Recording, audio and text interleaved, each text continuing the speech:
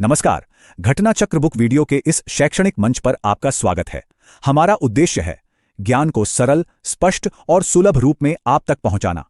आइए आरंभ करते हैं अध्ययन और सफलता की इस यात्रा को। भारत को अगर एक ग्लोबल एक्सपोर्ट सुपर पावर बनना है तो इसका रास्ता जानते कहां से जाता है?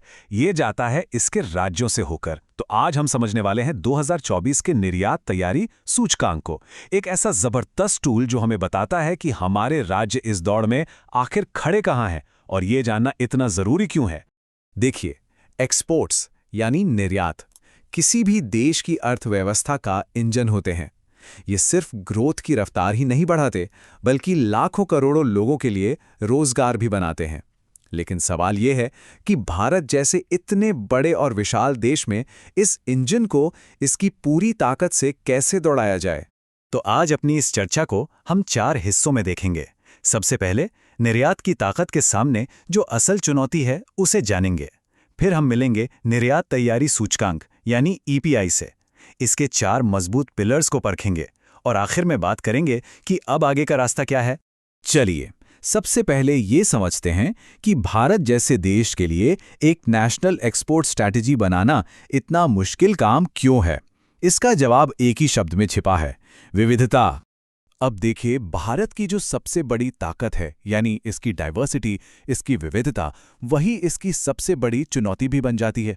सोचिए, हर राज्य का अपना अलग इंडस्ट्रियल बेस है, इंफ्रास्ट्रक्चर का लेवल अलग है, लोगों का स्किल सेट अलग है।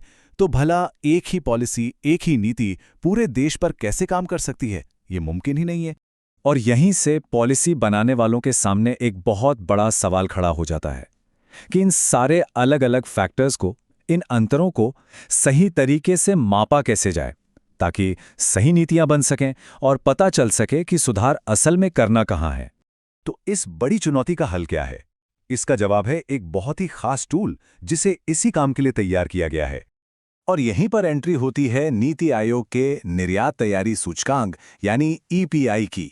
ये आप कह सकते हैं एक ऐसा फ्रेमवर्क है जो हमारे राज्यों और केंद्र शासित प्रदेशों की एक्सपोर्ट की तैयारी को मापता है और ये पहचानने में मदद करता है कि भाई कहां कहां सुधार की गुंजाइश है।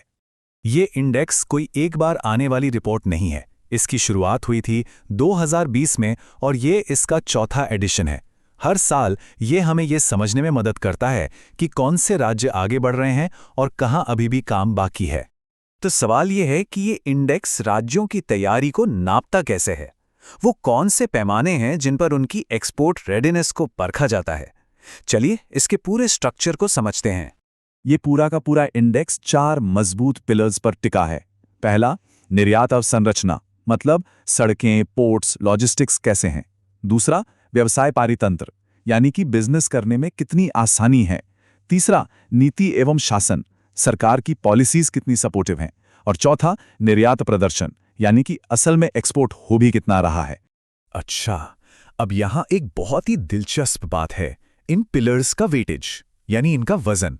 आप देखिए, बिजनेस इकोसिस्टम या व्यवसाय पारितंत्र को सबसे ज्यादा 40% का वेटेज दिया गया है। मतलब साफ है, सिर्फ अच्छी सड़कें और पोर्ट बनाने से काम नहीं चलेगा। सबसे जरूरी है व्यापार के लिए एक सपोर्टिव, एक अच्छा माहौल तैयार करना। और ये एनालिसिस कितना गहरा है, इसका अंदाजा आप इस स्लाइड से लगाइए। ये जो 4 मेन पिलर्स हैं, ये आगे 13 सब पिलर्स और 70 अलग अलग इंडिकेटर्स में बटे हुए हैं। मतलब हर छोटी बड़ी चीज को इसमें देखा जाता है, जैसे किसी राज्य में बिजली की सप्लाई से लेकर बिजनेस के लिए लोन मिलने में कितनी आसानी है, सब कुछ। कहने का मतलब है ये इंडेक्स सिर्फ बड़ी बड़ी बातें नहीं करता। जैसे निर्यात अवसंरचना में ये देखा जाता है कि माल को पोर्ट तक पहुंचाना कितना आसान है, तो वहीं व्यवसाय पारितंत्र में ये परखा जाता है कि क्या छोटे और मंझले उद्योगों को आगे बढ़ने का सही मौका मिल भी रहा है या नहीं। ठीक है, तो इन सब आंकड़ों और इस पूरे एनालिसिस का फायदा क्या है? ये हमें भविष्य के लिए आखिर क्या रास्ता दिखाता है? तो सबसे अहम बात, जैसा कि बीवीआर सुब्रमण्यम ने रिपोर्ट जारी करते हुए कहा था, वो ये है कि अब फोकस नेशनल लेवल से हटकर राज्य और जिला लेवल की तैयारी पर आ गया है। भारत का एक्सपोर्ट का जो रास्ता है वो अब जमीनी स्तर पर तैयार हो रहा है। इसका सीधा सा मतलब है कि भविष्य में 4 चीजों पर खास ध्यान देना होगा।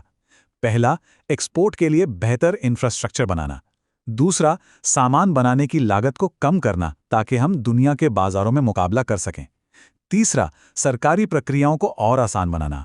और चौथा, ऐसी पॉलिसीज लाना जो ट्रांसपेरेंट हों और जिन पर भरोसा किया जा सके। और आखिर में ये सब हमें एक बड़े सवाल पर लाकर छोड़ देता है। क्या ये जो फोकस है, जो ज़मीनी स्तर पर मतलब राज्य लेवल की तैयारी पर जो जोर दिया जा रहा है, क्या ये वाकई भारत को ग्लोबल स्टेज पर एक बहुत बड़ी एक्सपोर्ट सुपर पावर बना सकता है? सोचने वाली बात है।